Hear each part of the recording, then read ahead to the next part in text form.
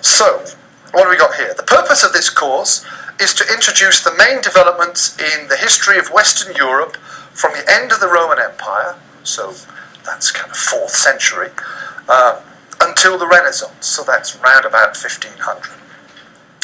Within a broadly chronological context, so roughly we'll be moving through time starting next week until the end of the course.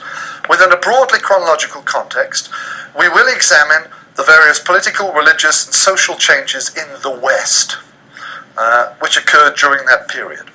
So although it says medieval Europe, I won't be looking a lot at kind of Eastern Europe. It's pretty much kind of the western side of Europe, which is the traditional area, and it's the area I know more about.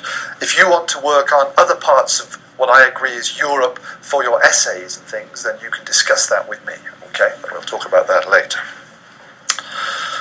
Okay, here are the 13 topics. This is what we're going to be doing in the next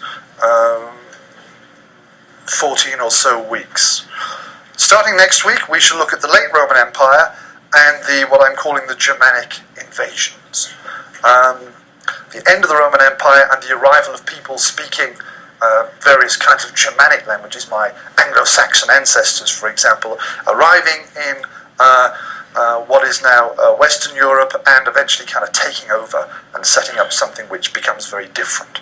So the decline and fall of the Roman Empire, which of course is the phrase from Gibbon, and the Germanic barbarians and what they were, we'll look at.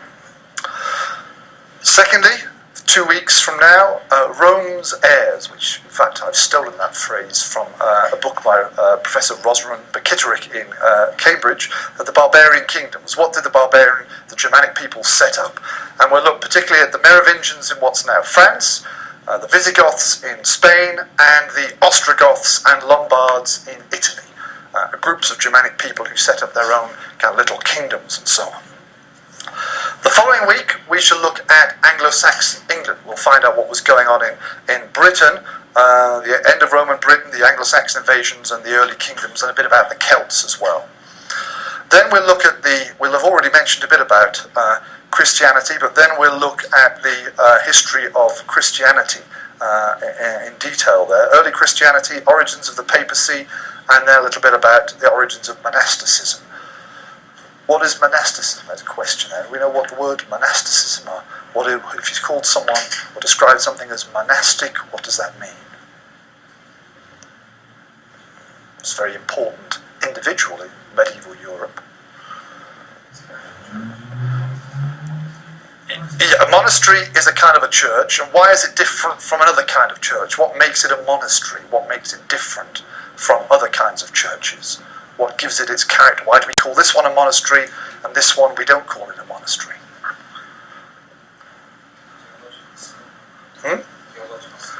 Well, they might do, but that's not the main reason. Many monasteries were not very intellectual or whatever. Monks, M-O-N-K, monks.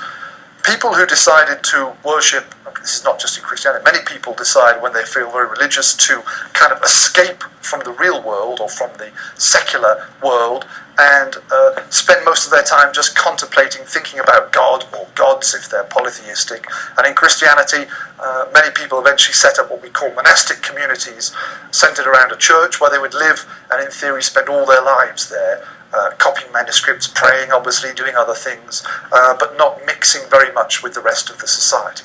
In the Middle Ages, before the Reformation, and in some parts of Europe still after the Reformation, so the monastic tradition was very important. Carolingians. This is Charlemagne, Charles the Great, and his successors. Okay, they made a big impact, recreating some kind of empire in Europe, and we'll look at not only the politics but also the cultural change and their contribution to Western culture, very important. Then we'll kind of look at two groups who in various ways affected European history, well, you could say positively or negatively depending on your viewpoint. In history we don't usually make comments like that, say this was negative, we just say this is what happened and try and understand it. The Moors, which is the kind of European medieval-ish word for Islam for Muslims, so the Arabs and so on, the effect of the expansion of Islam in the Near East and Africa, what happened in Europe, obviously very important, and then also my favourites, the Vikings, okay, what those guys with the beards and the little pointy hats, which of course they didn't have, got up to, and what they did and didn't do, and so on there. So two groups there we'll look at. Then, kind of after that period, we're moving now into the 11th and 12th centuries, what we call here the feudal kingdoms. Should move this down a bit for the benefit of the people watching online. So this is the period after the decline of the Carolingians. We see new kingdoms, primarily what becomes France and what kind of becomes Germany, emerging in Europe. And we'll look a little bit at what goes on in England as well, because the Normans have a very big impact. Does anyone know who the Normans were, what they did, why they're important for British history? And Alp's not allowed to answer that question because he's done a whole course on medieval Britain with me. Anyone else? Who are the Normans? They're not men called Norman or anything, they have another reason.